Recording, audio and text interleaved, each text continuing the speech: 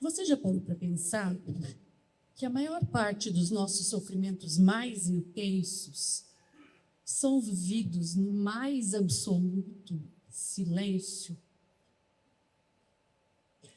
Silêncio talvez não seja a palavra ideal, afinal de contas, repousar no silêncio, uma breve pausa silenciada ou um mergulho profundo no silêncio é extremamente importante para que a gente possa elaborar os nossos dilemas e questões. Talvez a palavra ideal seja emudecimento, algo como sofrimentos intensos vividos no mais absoluto emudecimento. Sim, porque sem voz, sem expressão, sem palavra, é muito difícil nomear ou nominar um fenômeno. Sem voz e sem lugar, nós passamos a viver os nossos sofrimentos de forma bruta, cruel, absolutamente como feridas puras, rasgadas no real da carne. Sem palavras, nós estamos condenados ao emudecimento. Para ter palavra, a gente precisa do outro. Precisa que o outro nos ajude a interpretar o que a gente está sentindo e a colocar isso no mundo das emoções, das palavras, enfim, das vivências. Como psicóloga, hoje eu atendo uma grande demanda de pessoas com comportamento suicida. E nós sabemos que o ato em si, ele é impulsivo. Mas o comportamento suicida, ele não se dá do dia para a noite. Ele é um contínuo de fatores que se intercruzam e acabam resultando num ato ou em algo drástico. Sem palavras, o ato suicida também representa essa dor na carne.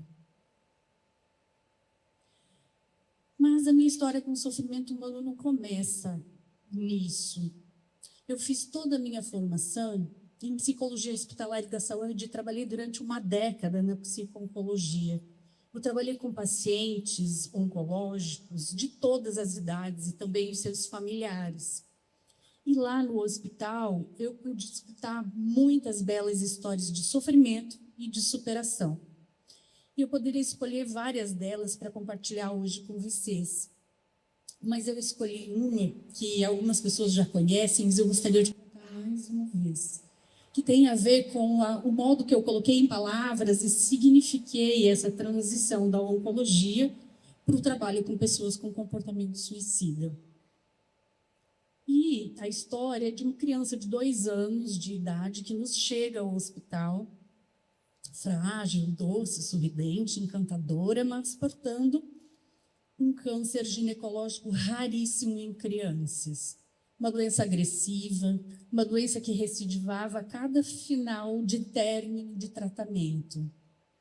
Mas essa criança, apesar de ser extremamente tímida, uma criança frágil, tão pequena, que se enroscava ali no meio das pernas da mãe e ficava espiando a gente, né, de entremeio, ela lutou bravamente contra essa doença. Fez quimioterapia, radioterapia, e entre idas e vindas da UTI, essa criança, aos 6 anos de idade, fez uma cirurgia chamada esterectomia total. E aí, quando ela finalizou o seu último ciclo de tratamento, ela se curou. Finalmente se curou. E a vida foi desenrolando, essa criança foi crescendo, e enfim, quando ela já tinha 15 anos de idade, ela volta a me procurar, me pedindo que eu pudesse atendê-la novamente. E claro, na hora eu pensei, o câncer recidivou, o câncer deve ter voltado, não é possível, depois de tanto tempo. E ela me conta que tinha feito uma tentativa de suicídio. E me pede para voltar a escutá-lo. Sinceramente, eu não sabia como abordar essa questão. Nunca tinha estudado sobre isso. Eu não estava preparada para atender pessoas que pensam em tirar a própria vida. Não fazia parte do meu repertório. Mas ela me diz: você me conhece desde pequeno e eu gostaria que você voltasse a me escutar. E eu penso: vamos procurar juntos uma pessoa que consiga saber dessa demanda específica.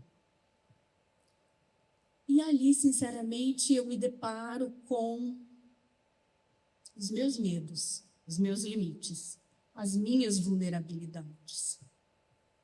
E junto com ela aprendo a escutar essa questão entre vida e morte mais uma vez.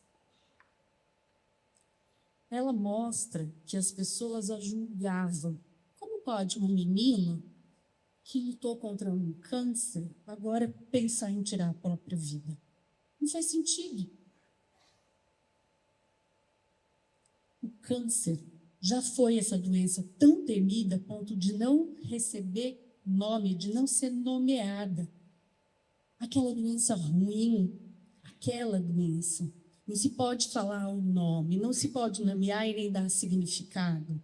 Não porque não havia um nome para designar, porque Hipócrates já fala de carquíneos desde 460 a.C., mas porque é perigoso nomear alguns fenômenos complexos. Socialmente, a gente os esconde, deixa tamponado, deixa embaixo do tapete. É sobre isso, sobre o indizível, sobre o inominável. E o comportamento suicida também se assemelha nesse sentido do inominável contemporâneo, daquilo que não pode ser dito, daquilo que fica sob um véu, um manto, aquilo que deve ser escondido. Estou pensando em fazer aquela besteira? Não é possível. Isso só pode ser falta de Deus, só pode ser frescura, falta do que fazer. O tabu manteve o comportamento suicida, assim como o câncer, sob um véu no qual não era possível construir um significado. E se a gente nega a palavra, o sujeito também é negado, e a ele é negado o direito, é removido o direito de validar o seu sofrimento. Então, tudo que está sob esse campo daquilo que não pode ser dito acaba tomando uma envergadura monstruosa. Aquela doença nefasta, temida, maligna. Assim já foi chamado o câncer. E o comportamento suicida? É muito recente a gente poder falar sobre comportamento suicida abertamente. Isso já foi um interdito na academia, já foi um interdito nas famílias, já foi um interdito na religião, nas mídias.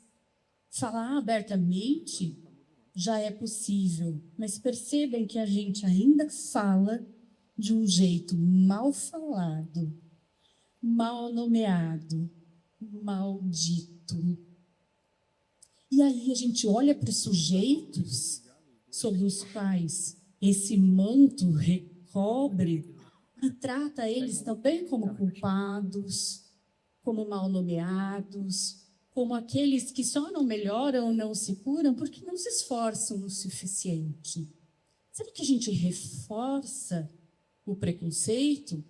Será que no inominável, no indizível, a gente deixa os fenômenos mais complexos, mais multideterminados, sem solução, porque a gente não se debruça a estudá-los, a representá-los, não permite que os sujeitos construam ali as suas verdades sobre os seus comportamentos ou doenças?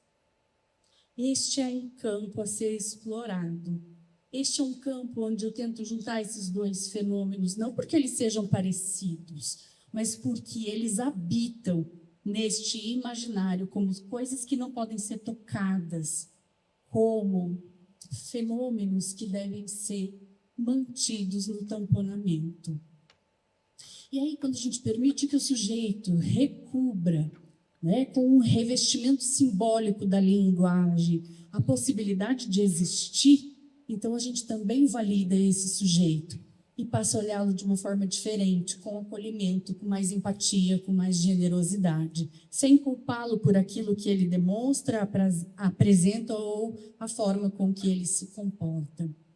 Então, na nossa sociedade, é só dando voz e lugar que a gente permite a construção real de uma linguagem que aborde e permita a elaboração dos nossos dilemas mais profundos e das experiências dolorosas mais arraigadas e intensas, que acabam sendo delegadas ao sujeito como algo que ele deve ser elaborado e vivido e não comunicado à sociedade e não comunicado ao coletivo.